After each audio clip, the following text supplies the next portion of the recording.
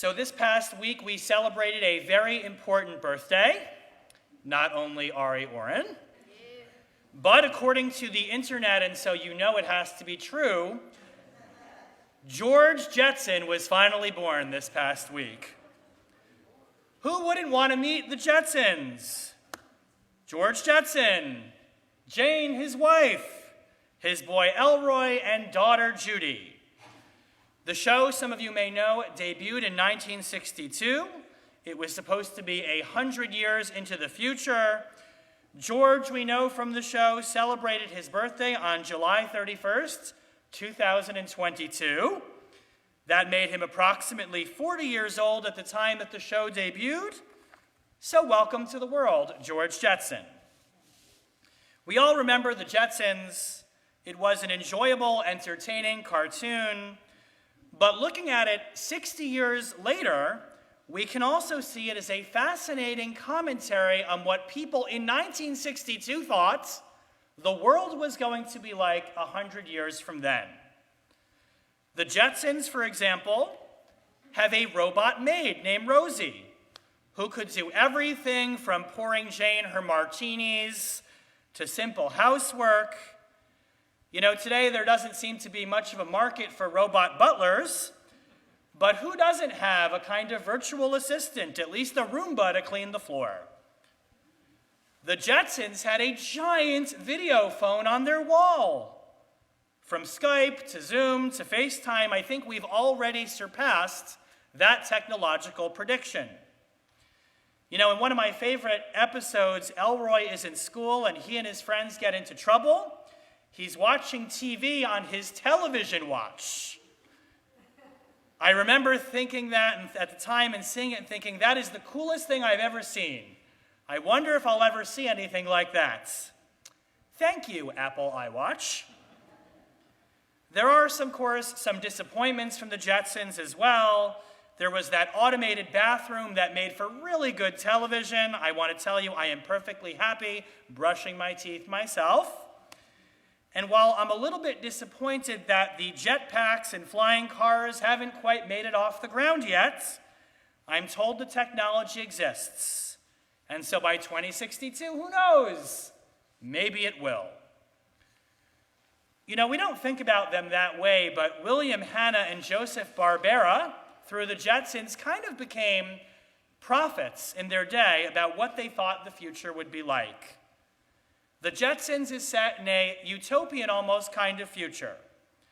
It's a family drama, silly antics dominated the plot lines, but also present in the show was again in 1962, where we saw ourselves down the line with our families in the future. Over the past 3 weeks, we have been reading selections from the book of Jeremiah. He was one of the most unpopular characters in the entire Hebrew Bible. There's no TV show about Jeremiah, his wife Jane, and his boy Elroy. His visions of the future, in fact, are so harsh that we call them using the word puranuta in Aramaic. They are haftarot of rebuke. The world that Jeremiah tries to paint us with is a future not of flying cars and jetpacks, but a world of pain. Unlike the Jetsons, the prophecy of Jeremiah doesn't aspire or care about being relatable to us. That's because prophets aren't interested in painting a rosy picture of the future. They are intentionally countercultural.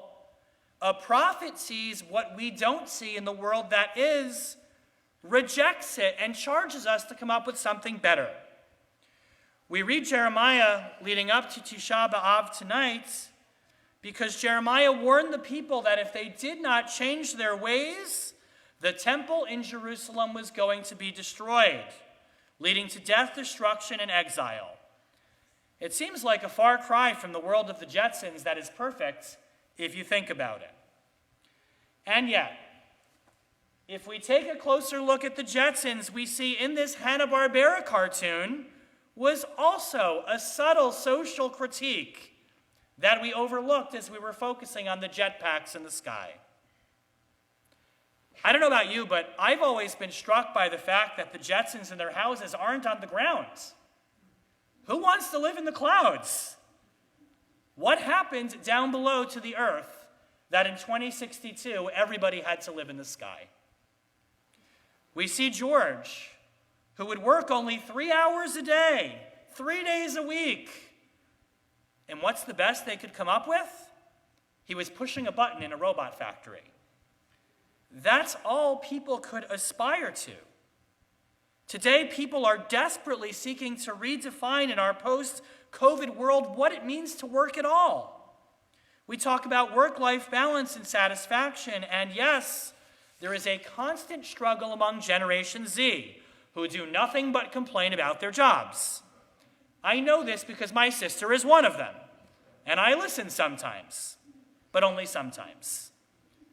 First, they tell you they want a position that goes beyond pushing a button. They want one that gives them complete satisfaction with a plush salary. And then in the same breath, they tell you they want all the flexibility to work from home on their laptop, where they spend all day doing what? Pushing a button, just like George Jetson. Today, there's little question that we are knee-deep in an enduring struggle for the soul of the society in which we live, making George Jetson's birth, like Tisha B'Av and Jeremiah, a moment where we can reflect on what we expected, what we hoped society was going to be, and yet what society actually is. Today, we are in this shul, in this place, modern-day prophets, reading Jeremiah, watching our own temple struggling, turning to Haftarot of rebuke, and saying, wow, our world doesn't always seem so different. There's nothing new under the sun. Jeremiah tried to build a world and charged us to build a world of emet, mishpat, utzedakah, truth, righteousness, and justice. Friends, is that what we have? Or are we like the Jetsons, seeming ideal on the outside, but one perhaps with underlying concerns underneath the surface? And if this is not the ideal Jetsons world we hoped for, then this Tisha B'Av, as we mourn the destruction of a temple generations ago, can we say to ourselves, renew and rebuild a better world? One of Judaism's trademark tendencies we know is to look backward rather than to look forward for inspiration. Megillat Eicha tonight is going to conclude with the words, Hashivenu Adonai Elecha v'nashuva Chadesh Yameinu kekerem. God, return you to us and we will repent. Renew us so it could be the way it used to be a long time ago.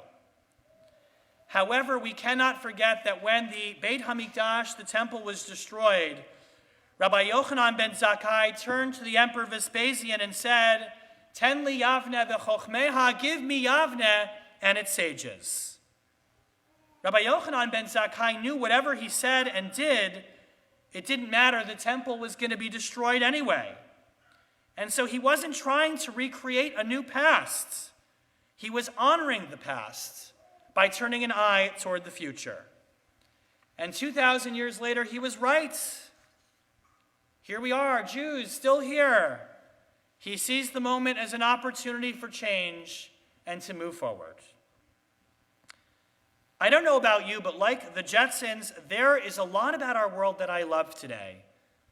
And there's also a lot that needs to change. I love the abundance of ways we can now communicate with each other. It made the pandemic bearable. Sometimes it feels when I take out my phone like I'm in an episode of the Jetsons. But what I don't like is the bickering, the baseless hatred, the way we communicate, the way we disrespectfully disagree with each other.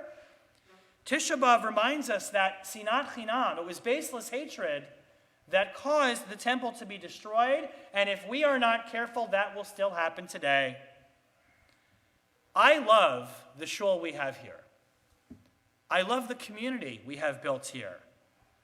But what I don't like is when I see zealotry of temple times coming back to Judaism. Many of us watched horrified when we saw the news a few weeks ago about ultra-Orthodox Jews going into bar mitzvah ceremonies at the Kotel and ripping up pages of prayer books, destroying bar mitzvah ceremonies of conservative and Reform Jews in Israel.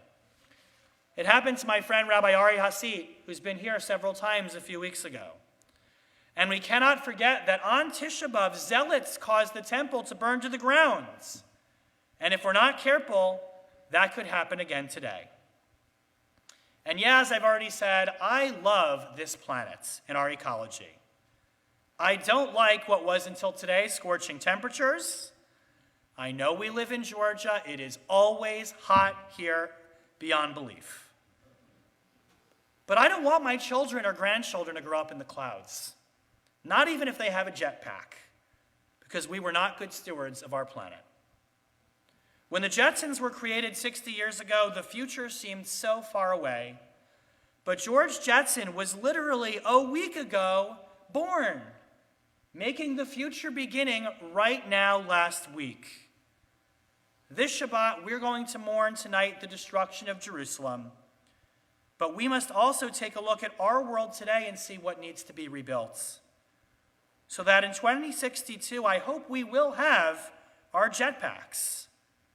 But what we will also have is a better world, a vibrant, accepting Judaism, where we can achieve to go to the stars together. Shabbat Shalom.